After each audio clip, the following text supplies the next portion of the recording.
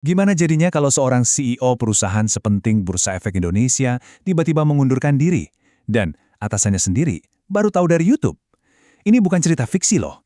Ini adalah kisah nyata tentang sebuah krisis pasar, pengunduran diri yang super mengejutkan, dan gimana semuanya terungkap dengan cara yang paling gak terduga.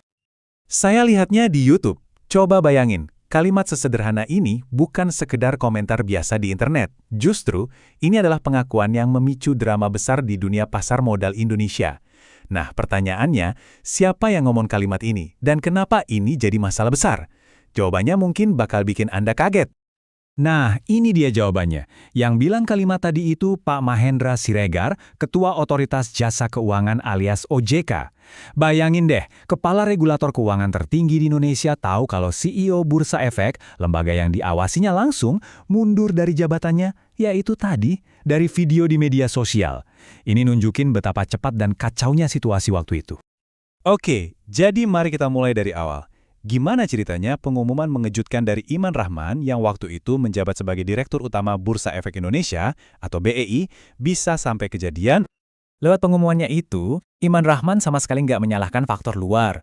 Justru, dia secara terang-terangan bilang ini adalah bentuk tanggung jawab pribadi dan moralnya atas gejolak pasar yang terjadi. Di dunia korporasi, di mana saling lempar tanggung jawab itu udah biasa, langkah kayak gini tuh langka banget. Dan ya butuh keberanian besar. Sekarang coba kita putar waktu mundur sedikit ya, tepatnya 48 jam sebelum pengunduran diri itu, untuk ngerti apa sih pemicu krisis ini? Apa yang sebenarnya terjadi sampai pasar modal kita goncang sebegitunya?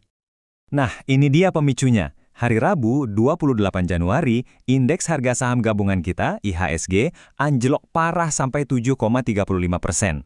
Penurunannya ini dalam banget, sampai-sampai bursa terpaksa menghentikan perdagangan sementara, atau yang biasa kita sebut trading hold, supaya kepanikan investor nggak makin menjadi-jadi.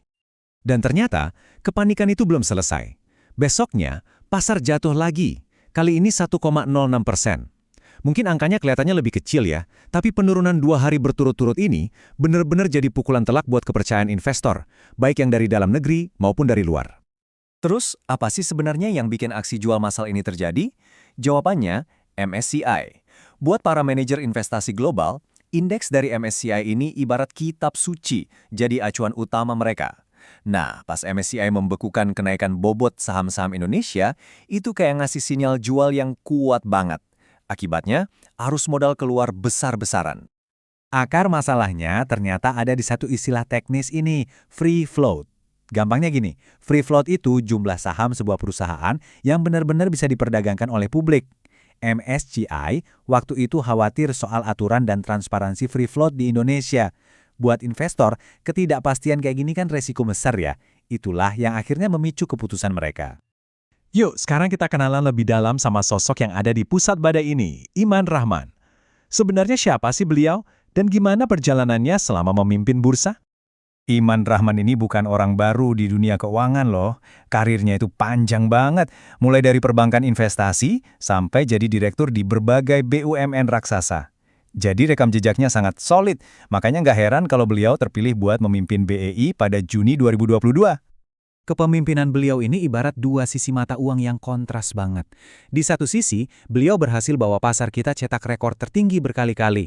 Tapi di sisi lain, masa jabatannya juga diwarnai sama volatilitas yang luar biasa, yang akhirnya ya memuncak pada krisis yang lagi kita bahas ini. Oke, dari setiap krisis pasti ada respons. Sekarang, mari kita lihat gimana OJK sebagai regulator langsung gerak cepat dan ngambil langkah-langkah tegas buat memulihkan lagi kepercayaan pasar. OJK lewat Kepala Pengawas Pasar Modalnya Pak Inarno Djajadi jelas nggak tinggal diam. Mereka langsung turun tangan dan menyatakan bakal memimpin langsung semua proses reformasi ini biar pasar bisa stabil lagi secepat mungkin. Nah, ini dia rencana 4 langkah mereka. Pertama, mewajibkan pengungkapan pemegang saham di bawah 5% biar lebih transparan. Kedua, menaikkan batas minimal free float jadi 15%. Ketiga, ya tentu saja, membereskan semua masalah yang jadi perhatian MSCI.